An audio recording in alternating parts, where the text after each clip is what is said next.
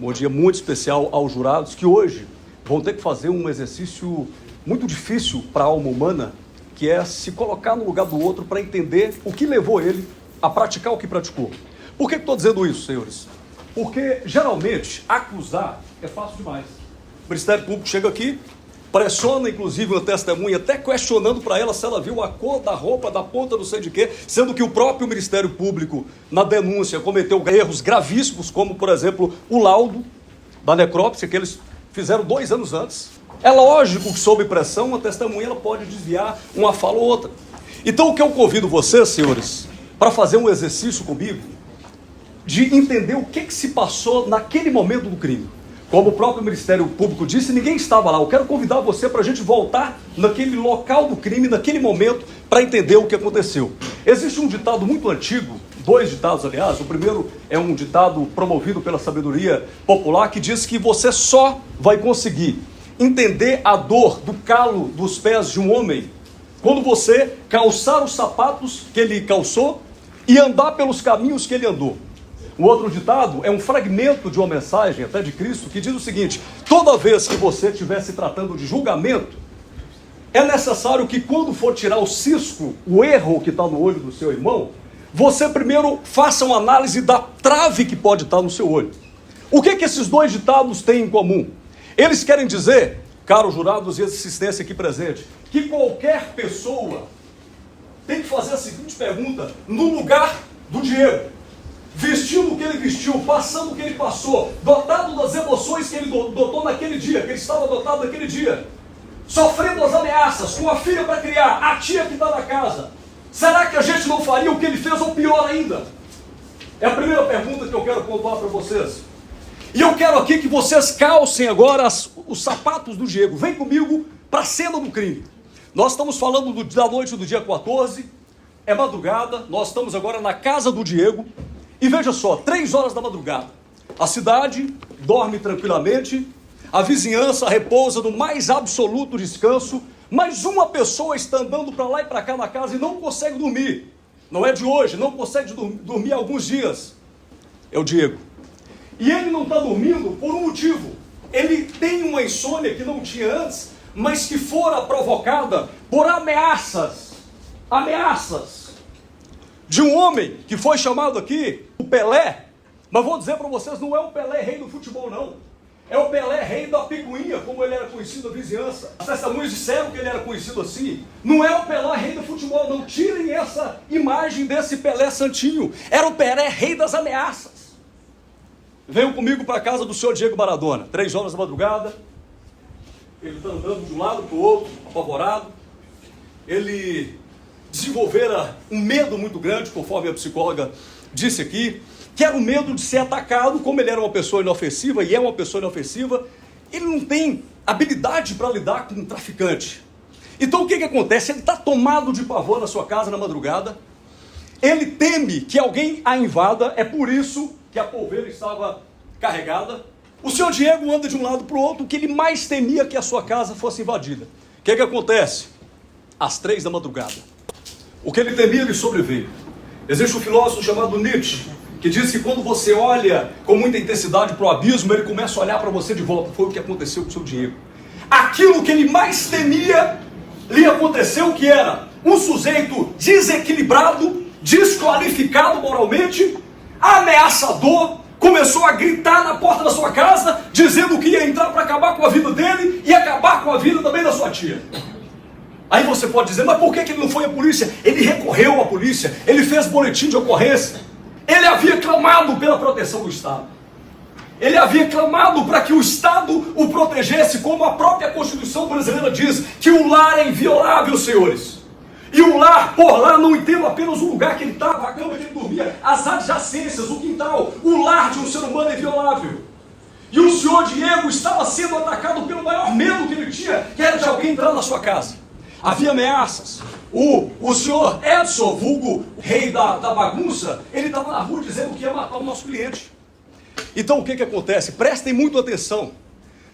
A ciência da psicologia, senhores jurados, ela diz o seguinte, que existe um mecanismo chamado fuga ou luta.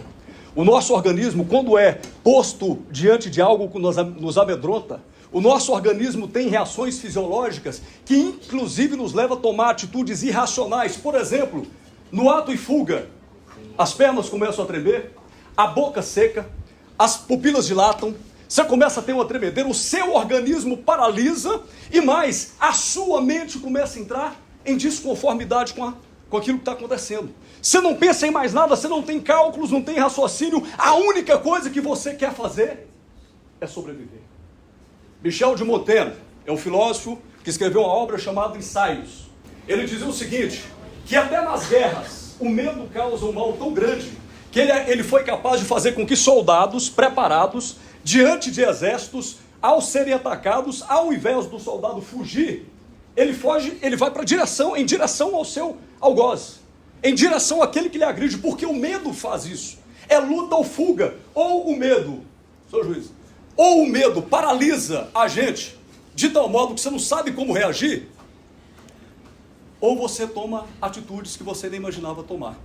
Preste atenção, senhores, é um mecanismo de fuga ou luta.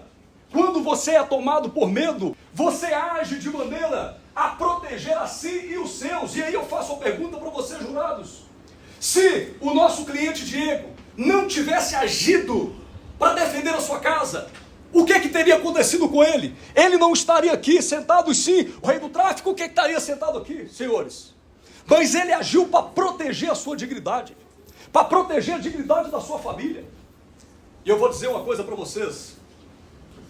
Apavorado, tomado de susto, de medo, as pernas trêmulas, pupilas dilatadas, ele não sabe o que falar direito, a imagem está embaraçada.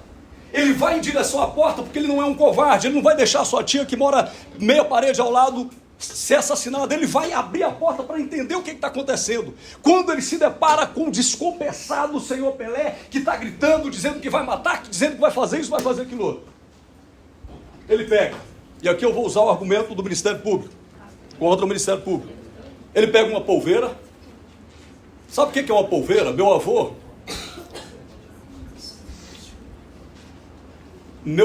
dizia o seguinte, que polveira é um tiro e uma carreira. Você atira e tem que correr. Sabe por quê? Essa arma aqui, senhores, ela dá apenas um tiro a curta distância. E aí vocês podem pensar assim, poxa, mas tomado de medo ele atirou e a vítima caiu. A vítima levou o tiro e começou esbravejando, continuou. Pega a arma, ele continuou falando. Por que houve as pauladas? O que ela falou sobre carregar essa arma aqui? Ele podia ter feito assim, ó, igual nos filmes. Você tem uma pistola, dá um tiro e fala, ó, se levantar, atira de novo. Quieta, eu não vou chamar a polícia. Não é? A polveira não. Se ele tivesse que fazer, é um tiro só, ele ia ter que demorar 7 minutos. É o tempo que ela falou aqui, 7 minutos para carregar. Para socar, aí, ou seja, teria que falar assim, ô agressor, deita aí, espera até eu carregar aqui.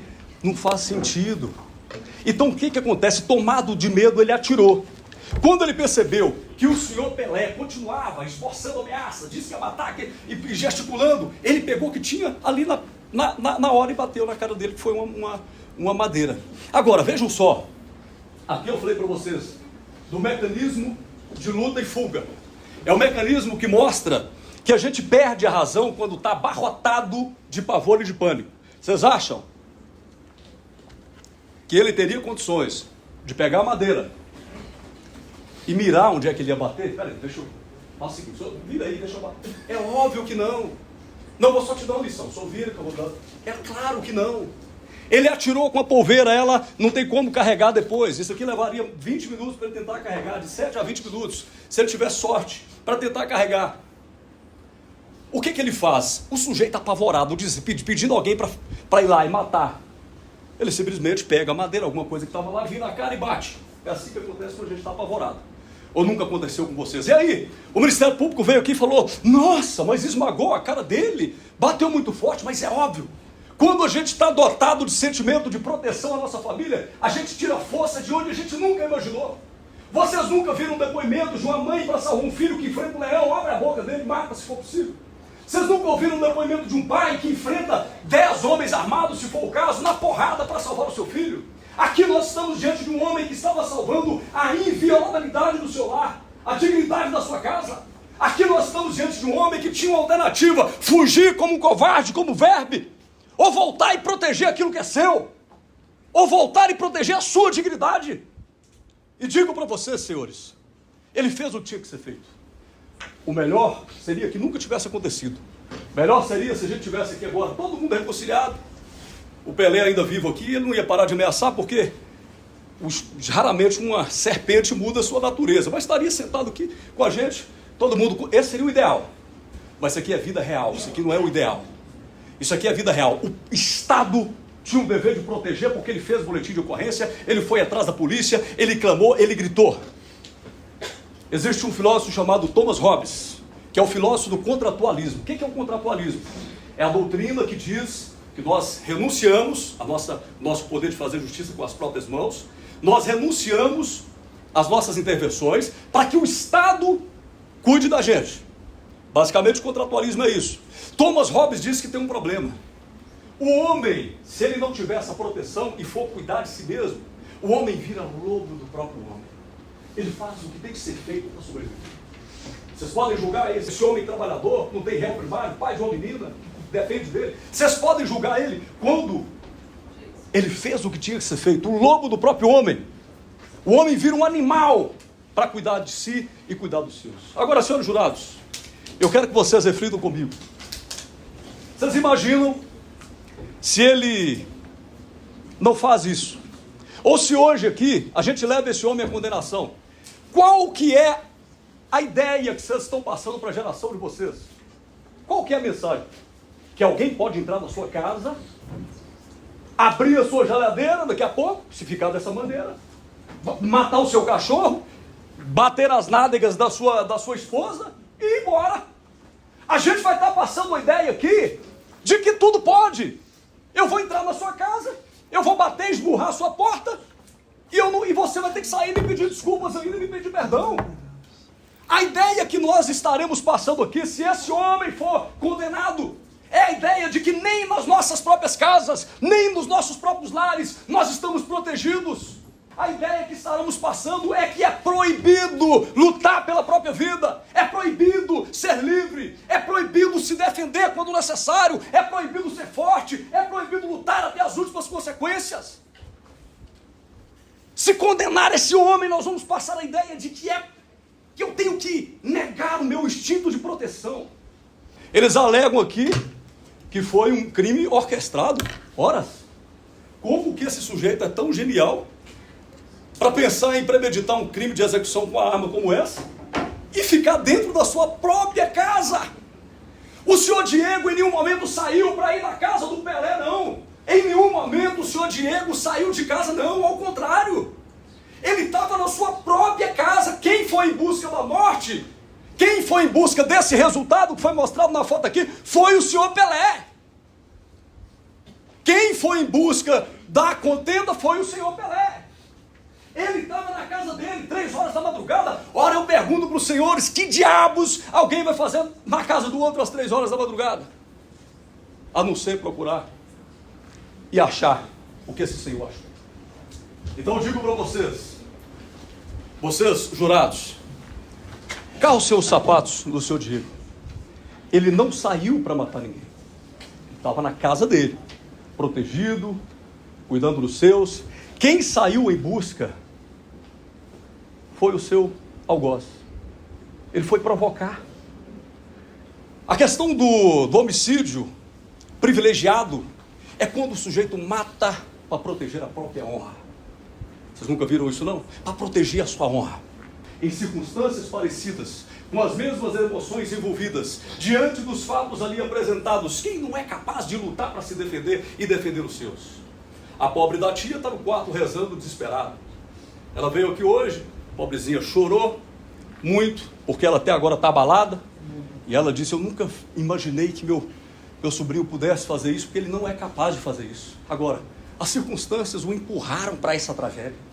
Eu venho pedir hoje para vocês aqui, nós não podemos deixar que justiça se transforme em vingança. Vejam só, o que o Ministério Público apresentou hoje aqui, senhores e senhoras, não é justiça, é vingança. A justiça, segundo Aristóteles, pressupõe compensação, dar a cada um aquilo que lhe é devido. Isso é justiça. O que foi apresentado aqui é sede de vingança. Eles pegaram o processo, o laudo está errado, data está errada, vamos condenar. O que foi oferecido aqui foi vingança. O mesmo Estado que está aqui apontando o dedo na cara do senhor Diego, foi o Estado que não o protegeu quando ele pediu. Foi o Estado que quando ele clamou foi omisso. E que mensagem nós estaremos passando se pegar um homem como esse e condenar? Eu quero pedir a reflexão de vocês, senhores. Vocês hoje têm uma missão muito séria. Vocês são juízes. O pessoal veio aqui fazer, tentar confrontar os nossos testemunhos. Parecia até que estava num júri simulado, que não era vida real. Falei, nossa, está numa novela. Não, isso aqui é vida real. Veja o que acontece. Disseram que é motivo torpe. Para que um crime aconteça a partir de motivo torpe, ele tem que ser, por exemplo, um crime que envolva, no mínimo, a ganância. Então, de repente, o traficante vai lutar com o outro, contra o outro, por causa de uma boca de fumo. Quando ele faz isso, envolve ganância, dinheiro, é um crime torpe. Um filho quer matar o seu pai por causa de uma herança, um crime torpe. Por motivo torpe. Uma briga qualquer, uma bobagem. Aqui não. Aqui não tem motivo torpe por uma simples realidade. O senhor Pelé é que foi na casa dele provocar e gritar. Onde há o motivo torpe disso aí? Imagina alguém tentar invadir a sua casa. Você tem filhos? Eu tenho uma filha pequena. Se eu estou em casa e alguém começa a bater desesperadamente na porta e gritar que vai me matar, meu amigo, esse homem aqui é um santo. Talvez eu teria agido muito pior do que ele, para proteger. O instinto é assim. E tem que ser assim. E tem que ser assim porque o ideal seja que o Estado nos ajude sempre. Mas quando ele falhar, eu tenho que ser capaz de proteger o que é meu. Eu tenho que ter a capacidade de, com medo ou sem medo. Senhor Diego, a história mostra que os maiores heróis não foram heróis porque foram corajosos, não.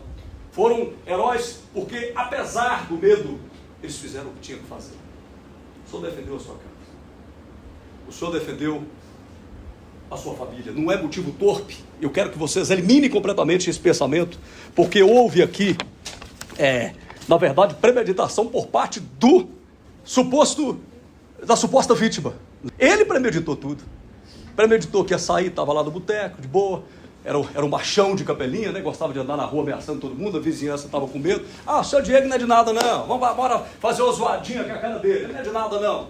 Foi perturbar o sono de um homem bom. Aí levou na cara.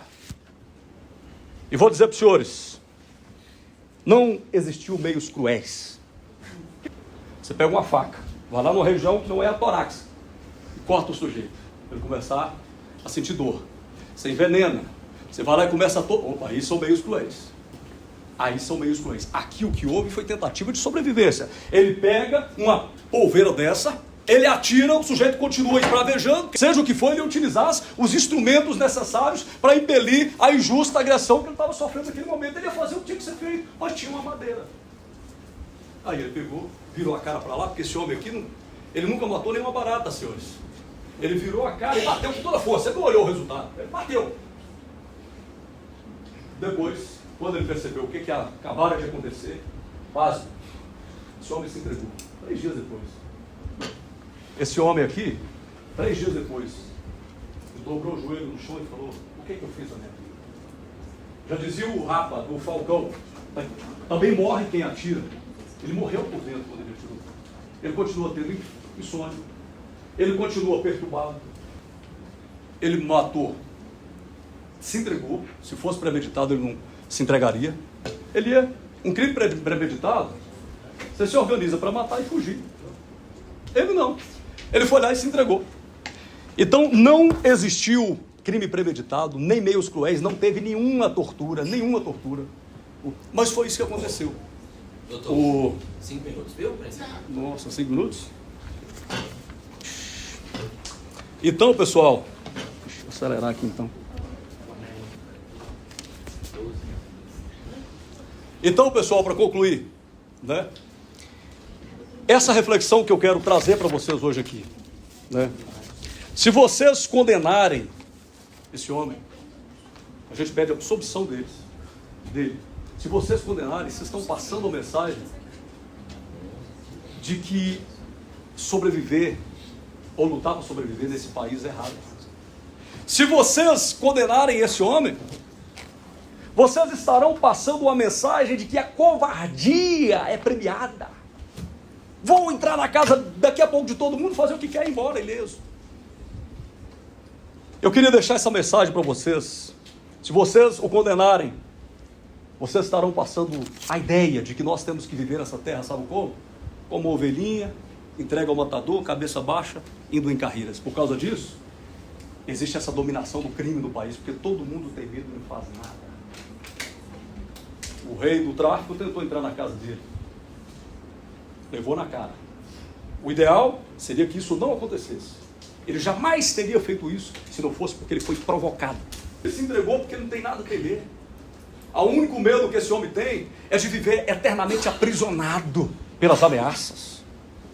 Por isso eu quero dizer para vocês, para finalizar, que a justiça não se curve nesse momento diante da raiva, nem da vingança. Justiça é dar a cada um aquilo que lhe é devido. Vingança é chegar aqui e querer condenar a qualquer custo. Cabe a todos nós aqui, vocês que hoje, excepcionalmente hoje, estão fazendo um papel nobre de ser juízes. Cabe a nós absolver esse homem. Esse é um trabalhador que lutou a vida toda. E hoje está vendo aqui a acusação, o Ministério Público arrastar a última gota de dignidade desse homem para o fundo do poço. E eu peço que vocês não deixem que isso aconteça. E para finalizar, foi dito aqui que a defesa só queria dinheiro. Para começar, essa é uma defesa pro bono. E nós não estamos levando nada com isso. É gratuito, porque a gente não aguentou ver a injustiça desse homem. E segundo, a atividade do advogado, doutora promotora, é indispensável à prática da justiça. Então nós estamos aqui para proteger ele do que o Estado é capaz de fazer. Não estamos aqui para aproveitar dele, ao contrário. Estamos aqui para que exista um equilíbrio. A mão do Estado é forte demais, a garganta do Estado é gulosa. Ele quer engolir tudo. Mas ele não foi capaz de proteger esse homem, que hoje está aqui sendo humilhado. Humilhado por tantas mentiras que foram contadas. Eu finalizo dizendo para vocês que a justiça não se curve à raiva, não se curve ao sentimento de vingança, ao ódio, mas sim à verdade. Esse tribunal, ele vai se sentir bem, dormir com a consciência tranquila, quando o nome da justiça ser feita hoje aqui for liberdade. Eu quero pedir isso a vocês, pensem sobre isso. Eu peço a vocês, julguem com a consciência, e como eu falei no início da conversa, calcem o sapato do senhor Diego. Percorra os caminhos que ele percorreu. Entenda que hoje ele está sendo julgado por proteger a si e aos seus. Mas amanhã pode ser você. Amanhã um invasor pode falar: ah, então eu acredito que eu posso entrar na casa do pai de qualquer um e fazer o que foi, que você é aplaudido ainda lá no tribunal. Olha, não é essa mensagem que nós temos que passar. Esse homem não é santo, de maneira nenhuma. Ele tem inúmeros defeitos, como todos nós temos. Não é santo, mas também não é assassino. Esse homem, ele atirou, puxou o gatilho quando tinha que puxar, mas não é um monstro. Ele não premeditou. Ele fez o que tinha que ser feito em defesa da honra. Eu agradeço a todos e que vocês julguem com a consciência. Muito obrigado. Muito obrigado, Alex, pela...